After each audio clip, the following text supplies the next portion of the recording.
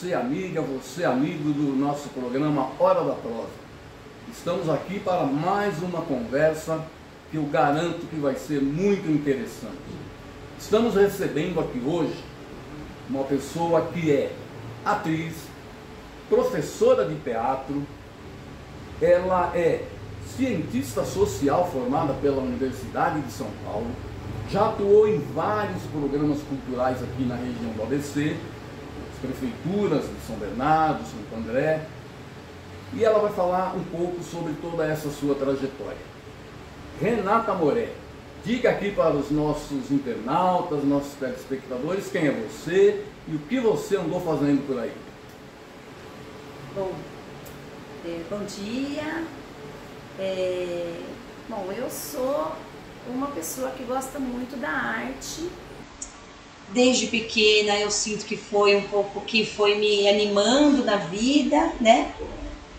Fiz vários caminhos, mas sempre dentro dessa área, né, das humanas. Então passei ali também pela sociologia, que eu gosto bastante, pelo serviço público, que eu amo, também dentro da área de cultura, e hoje em dia, há alguns anos, né, eu me dedico totalmente a ser professora de teatro.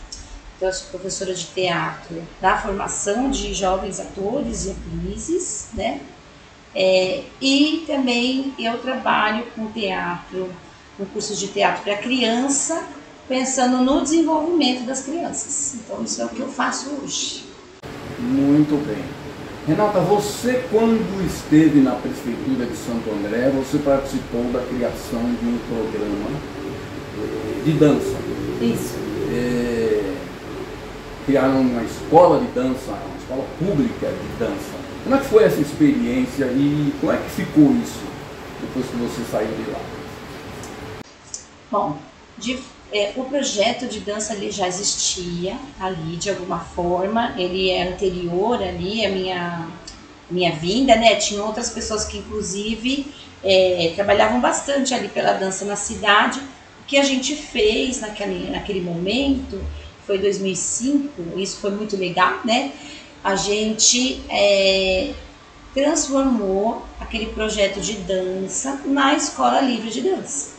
E a Escola Livre de Dança, a gente tinha até ali um movimento do balé clássico, né, presente ali naquele espaço, né, que era o antigo Centro Comunitário Bela Vista. Mas naquele momento a gente trouxe a dança contemporânea como um princípio, como um pensamento de uma dança mais democrática, né? Então a gente foi trabalhando isso junto da população. A gente criou um curso de formação avançada, que hoje tem outro nome, mas está lá. É um curso que é para formar bailarinos. Então a gente atendia desde as crianças pequenininhas, né? E a gente atendia toda a comunidade ali do entorno, todas as pessoas que gostavam de fazer dança e quem queria se profissionalizar. Aquele momento foi muito legal. O Gilberto Gil estava assumindo o Ministério da Cultura também, e a gente estava conhecendo a cultura do Brasil, e o Centro de Dança, na época chamava Centro de Dança e Escola de Dança, a gente foi selecionado como um dos melhores projetos do Brasil em gestão pública. E foi isso. E a gente percorreu esse caminho aí junto daquele programa Cultura Viva que tinha naquela época do governo federal. Certo. E aí você então deixou de ser da escola de dança e foi se dedicar mais ao teatro. Eu sempre fui do teatro, né? Eu fiz uma formação em dança, eu era bailarina clássica, mas isso é uma formação assim que foi até minha adolescência, o começo da minha juventude, e depois eu fui para o teatro e sempre fui fazendo tudo isso. Eu trabalhava nos projetos da prefeitura, na área de artes cênicas, na área de cultura. Depois também participei da criação do Centro Livre de Artes Cênicas da Prefeitura de São Bernardo, e ao mesmo tempo sempre tive, eu tenho há 25 anos, vai fazer 26 anos, a Companhia do Nó, que é a minha companhia de teatro, é a minha escola de teatro, né? Muito bem. E vocês têm produzido espetáculos lá, têm preparado pessoas, como é que está o movimento lá na Companhia do Nó? Bom, a gente surgiu como uma companhia de teatro, né? Depois a gente quis ter um espaço, logo a gente teve um espaço, porque é isso, você sabe, né? A gente precisa de um espaço para materializar as nossas coisas. A gente queria fazer um espetáculo, por exemplo, e a gente não tem tantos teatros que dê pra gente fazer temporada. É difícil fazer uma temporada aqui na região do ABC, né? Então a gente montou um espaço para a gente poder apresentar os nossos espetáculos com mais frequência. Uhum. E aí não vinha gente, certo? A gente saía na rua pegando as pessoas para elas poderem vir. Então a escola, a gente já tinha alguns cursos lá no Nó, e a gente começou a perceber que as pessoas que faziam os cursos ficavam próximas da gente, né? E a gente ia formando uma comunidade. E aí a gente resolveu formar uma escola de teatro. E aí os projetos começaram a funcionar, né? Porque também tinha público das peças, certo. A gente ficava em contato com as pessoas dentro da escola, né? E é tudo isso que funciona até hoje. Certo. E vocês têm conseguido financiamento para fazer as produções? É muito difícil isso, não, Renata? É difícil. Pequeno, uma companhia pequena. Eu acho que a gente deseja ser pequeno também. Uhum. Porque quando a gente fica muito grande, a gente é obrigado a fazer determinadas coisas que a gente não quer, né?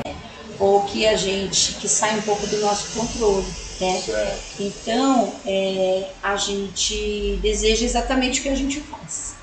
O financiamento, ele melhorou um pouco, desde dessa época então do Gilberto Gil, o financiamento começou a acontecer. Na verdade, ele tinha um jeito, né, que era menos democrático, e passou a ser mais democrático. Mas hoje em dia, né, com a pandemia, aí você teve a Lei Aldir Blanc, né, você tem a Lei Paulo Gustavo, que vem, na verdade, de um pensamento, né, todo esse financiamento da cultura. Então, por exemplo, esse livro, né, ele foi financiado pela Lei Aldir Blanc, ali naquele momento da pandemia. Ele conta a nossa história, e ele conta como surgiu a escola de teatro e fala sobre pedagogia. Então, minha ideia era... Então, ele foi financiado, né? Ele foi possível graças a um financiamento, né? Certo. Vamos mostrar aqui o livro da Renata Moré, O Sino Mágico. É um livro que traz, então, a história da Companhia do Nó, um teatro aqui na cidade de Santo André. Renata e o Esdras. Esdras Domingos, que tomam conta lá da Companhia do Nó. Procure depois. Fala aqui o endereço da Companhia do Nó, para as pessoas saberem onde fica. A gente fica na Vila Assunção, em Santo André, na rua Regente Feijó, número 359A. É uma sobreloja. Ok, então pessoal, Vila Assunção, Santo André, Companhia do Nó, com a Renata Moré e o Esdras Domingos. E você conta, esse livro é de quando? Faz tempo que você... É de 2021, a gente estava na pandemia quando eu escrevi. Ótimo. E aí você conseguiu um financiamento da Lei Aldir Blanc. Isso mesmo. A Lei Aldir Blanc financiou muita coisa durante a pandemia, né? Sim, foi a possibilidade também da Companhia do Nó ficar aberta, né? Porque hoje o nosso financiamento ele vem sobretudo da escola. As pessoas, a gente é uma escola acessível, né? Nossa mensalidade ela tem um custo baixo, mas é ela que financia todos os projetos. O dinheiro que entra pela escola é que mantém a Companhia do Nó aberta. Certo. E na época da pandemia, a gente perdeu muito público, né? Porque tinha muita gente que ficou muito triste de fazer teatro na tela, né? E por um tempo a gente ficou bastante perdido. E aí a Lei Aldir Blanc, então, ajudou a gente passar por esse turbilhão e manter o espaço da Companhia do Nó aberto, né? Muito bem. Nós temos, eu desconheço, eu sei exatamente qual é o seu posicionamento político na sociedade. Então eu te pergunto o seguinte: nesses tempos de acirramento que a gente vive hoje no Brasil, Muita gente falando mal da cultura, chamando os agentes culturais de comunistas, etc.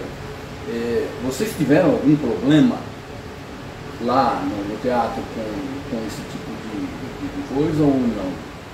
Afetou de alguma forma a atividade de vocês ou não?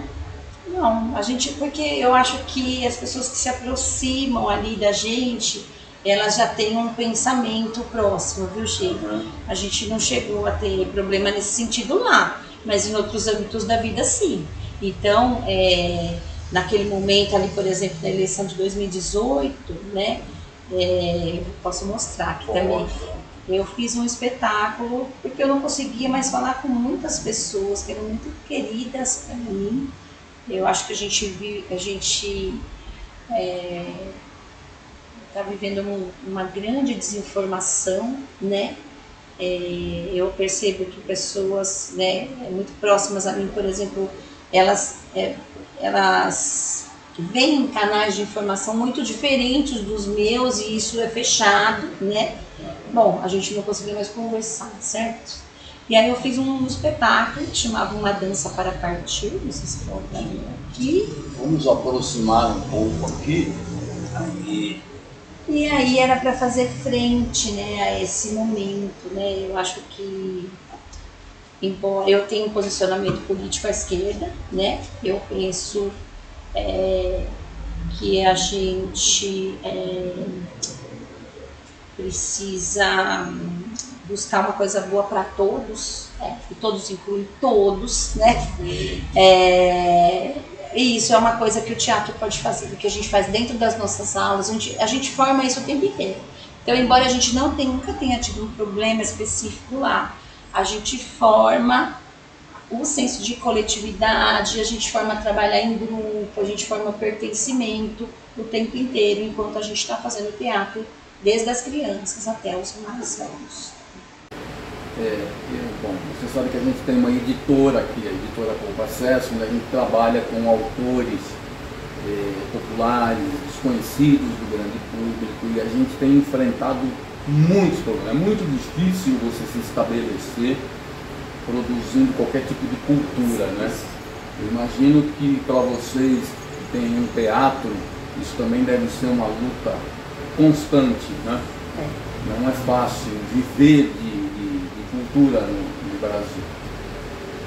O que você acha que poderia, você tem alguma ideia, o que deveria acontecer nesse país aqui que poderia nos ajudar? Porque assim, na educação, hoje, a educação não ajuda a cultura. As pessoas aprendem aquela educação formal, se preparam para um vestibular, ou outros enveredam para cursos técnicos, profissionalizantes e tal. Eu trabalhei muito tempo com isso, sei como que é, mas de uma forma geral as pessoas saem da educação básica, alguns saem até da universidade e não sabem absolutamente nada sobre o universo da cultura, né? Não seria o caso da gente chamar esse povo da educação para discutir isso? Eu acho que está na educação também. Eu dou aula em escola também, né? Então, eu trabalho numa escola muito legal que o teatro é uma das matérias. Olha, isso é interessante. Então o que acontece? O capitalismo agencia a gente desde que a gente nasce, né? Sim. Então, a gente precisa agenciar pessoas também para que possam participar de outras formas da sociedade. E é isso que a gente faz no teatro, isso que eu faço dentro da escola, não no sentido de que a gente convida as pessoas para colaborarem entre si, isso é uma coisa, assim, para mim, importante, mais importante, porque eu faço teatro, né? A gente nasce já achando que o mundo tem um jeito só. A gente tem bebê ouvindo inglês embaixo do travesseiro, né? E o mundo tem muitas possibilidades. Eu acho que o mundo ele foi inventado tudo isso até agora mas ainda dá para ser bastante inventado. Então a arte, e é o que eu faço o tempo inteiro nas aulas, é a gente pensar que podem surgir mundos novos, né? Toda vez que a gente faz um espetáculo, a gente está fundando um mundo novo. E é isso. Eu acho, é a arte, a cultura dentro das escolas, né? Professores que possam dialogar com os alunos sobre diversos aspectos, né? Sair dessa coisa endurecida e que parece que é o único caminho, né? Sair dessa história de que o único caminho é o ensino técnico, é o preparo da mão de obra, é o inglês embaixo do travesseiro, né? Você tem uma filha? Tenho uma filha. Uma filha. Qual a idade da sua filha? 15 anos. 15 anos. Uma adolescente. Os adolescentes hoje estão enfrentando essa coisa da volta às aulas sem o telefone celular. Isso. O que você pensa dessa coisa dos adolescentes com o telefone celular? Eu acho que está ótimo sem telefone celular. Então lá na Companhia do Nó também a gente tem uma cestinha ali que os adolescentes estão colocando agora. E é uma coisa altamente viciante. Acho que a gente tem que saber na gente. Se a gente pega o celular, às vezes a gente abaixa, e quando a gente subiu a cabeça já deu 40 minutos, né? Porque a gente está lá. Então a gente tem que entender que não é uma coisa especificamente do adolescente, mas é uma coisa de todos nós, né? Eu ando na rua hoje, eu não ando com o celular na mão, né? Eu não fico com o celular na mão. Mas, por exemplo, esses dias eu fui tomar o elevador e eu abri o elevador, a pessoa não saía do elevador, porque ela estava no celular. Abriu, ia fechar a porta do elevador e a pessoa continuava lá. E isso acontecia, por exemplo, dentro da aula de teatro. A pessoa estava, a criança, o adolescente dentro da cena, você imagina você de público assistindo e a pessoa estava no celular. Então, fecha as possibilidades da gente conversar, da gente fazer outras coisas. Eu dou uns espaços para os adolescentes conversarem lá na Companhia do Nó. Ficava lutando em tirar o celular deles, para eles poderem conversar. Falei, vai ver o celular em casa, né? E aí, agora que o celular, essa lei, ela ajudou a gente propiciar outros momentos para eles, né? Então eu estou vendo, por enquanto, como uma coisa boa. Ótimo. Eu também acho. Eu acho que as pessoas não estão preparadas o suficiente para usarem o telefone celular. O advento das redes sociais, por exemplo, tem trazido uma série de compromissos que a gente não tinha antes. Hoje é como se você fosse obrigada a dar bom dia para centenas de pessoas que estão lá nos seus contatos, no telefone, porque todo mundo quer te mandar uma imagenzinha, né? Uma xicrinha de café, de dizer bom dia. E as pessoas esperam receber isso de volta também. Só que a gente não dá conta de atender tanta coisa, né? Então assim, eu fiquei, sinceramente, fiquei muito apreensivo com esta lei, porque ela atribui aos professores, de uma maneira geral, a responsabilidade de fazer com que o aluno esteja sem o celular na aula dele. Não existe um mecanismo que oriente os jovens e que a instituição se responsabilize por isso. Na verdade, ficou nas costas mais uma coisa, né, na responsabilidade dos professores. E isso me preocupou porque o relacionamento entre professor e aluno já é tenso o tempo todo. E ainda o aluno vai passar a acusar o professor porque ele está sem o celular. Então isso pode causar conflitos. A lei ajudou, porque a lei tirou o conflito. Porque o professor, ele queria que o aluno tirasse, era o meu caso. Tira o celular aí, guarda o celular aqui, não é hora do celular. E isso tinha conflito. A lei, ela determinou, então tirou. Na verdade, eu penso assim, o peso de cima do professor, né? No meu caso foi porque ela proibiu para todos, né? Ela determinou, né? Então, e assim, pra gente experimentar outras coisas, né? Fora da escola, ele vai pegar o celular, certo? Sim. Mas ele experimentou uma outra coisa lá, né? Eu acho positivo. E eu fico feliz com isso porque eu tenho um neto. vai fazer 8 anos, semana que vem. E ele chegou num ponto em que a gente comprava um brinquedo, alguma coisa de montar, um negócio que a gente achava interessante que ele desenvolvesse alguma habilidade, ele olhava aquilo por 30 segundos, colocava na mesa, pegava o celular e queria jogar, brincar, não sei o quê. Então, as crianças foram perdendo a infância, né, com o celular. Sim, ela chapa tudo, ela deixa aquilo lá. Então, eu espero que agora a escola volte a ser um lugar legal. No meu tempo era legal ir para a escola. Sim. Né? Ela já está saindo corda dos armários para pular corda, pular elástico, eles estão descobrindo outras coisas já. É ótimo, ótimo. Isso é importante. Agora, Renata, você escreveu um livro, contou a história do nó. Tem mais projeto literário por aí? Tem mais coisas para escrever? Sim. Como é que é isso? Pode contar já alguma coisa? Posso. É um desejo meu muito forte. O último capítulo desse livro chama Para as Crianças. Ele é o início do que eu fiz, ele é o início de um trabalho que eu fiz no retorno da pandemia com as crianças, usando o teatro para fortalecê-las, né? Então eu tinha criança aqui mais introvertida, que estava com dificuldade de falar, né? Outras não conseguiam mais correr, né? E o teatro é muito legal para a gente exercitar a expressão do nosso corpo, aquilo que a gente imagina, a gente pensa, a gente fala, e também ao contrário, que parece que não é uma coisa a se fazer, mas que é aquele que está muito expandido, precisa se recolher e esperar a vez do alívio, né? Então, eu participo de um grupo chamado Diálogos Formativos, ele é coordenado por uma terapeuta chamada Denise Passos, e a gente estuda lá uma coisa chamada psicologia formativa, que é do Stanley Kahneman, um autor chamado Stanley Kahneman. E ele estuda, por exemplo, a lentificação da nossa vida, a desaceleração.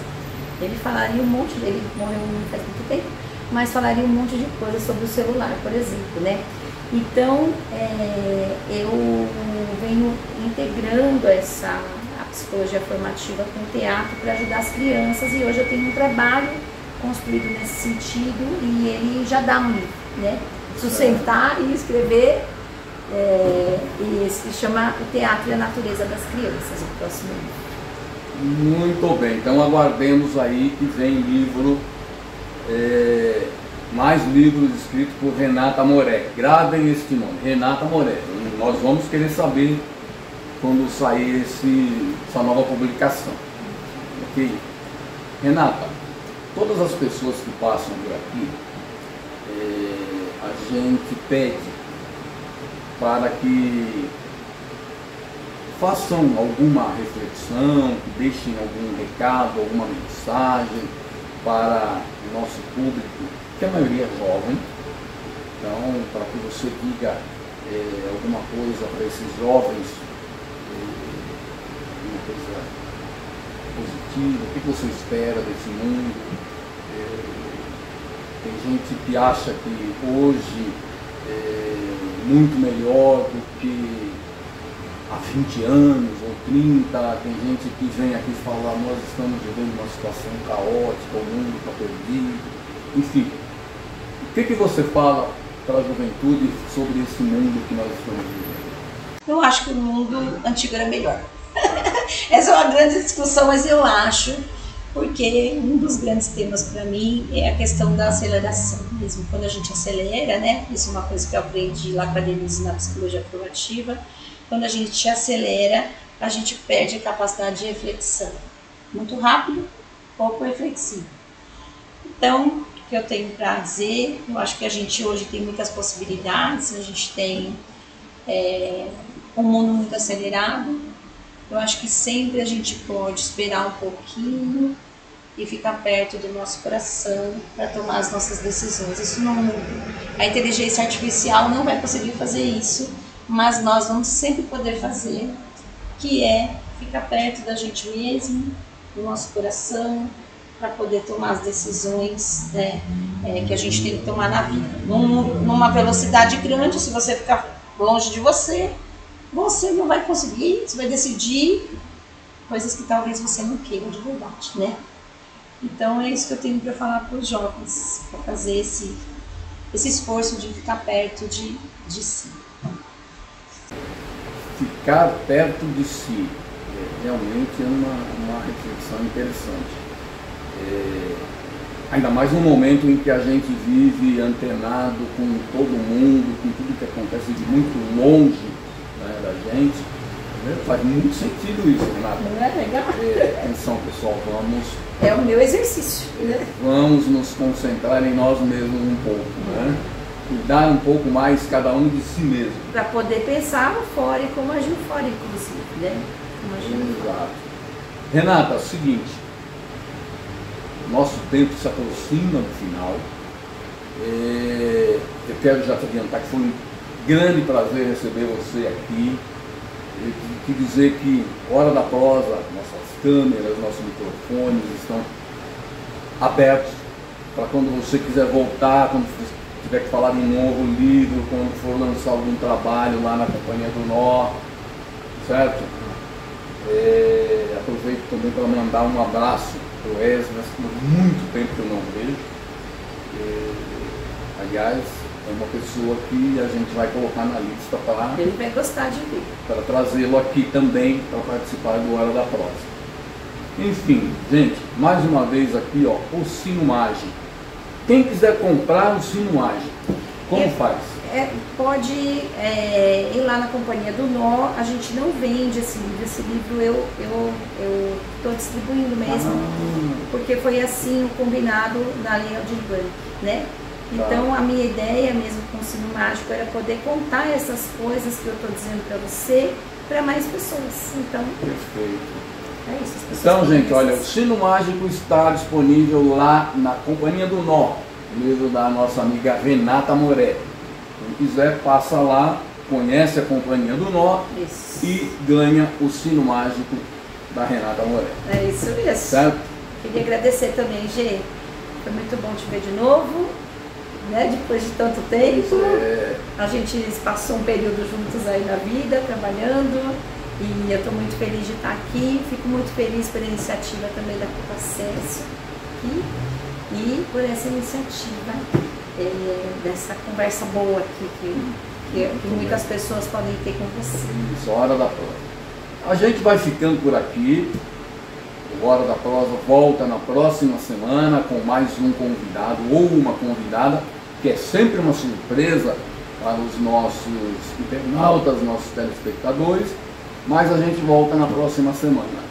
Até lá, um abraço a todas e a todos vocês e até a próxima. Até a próxima.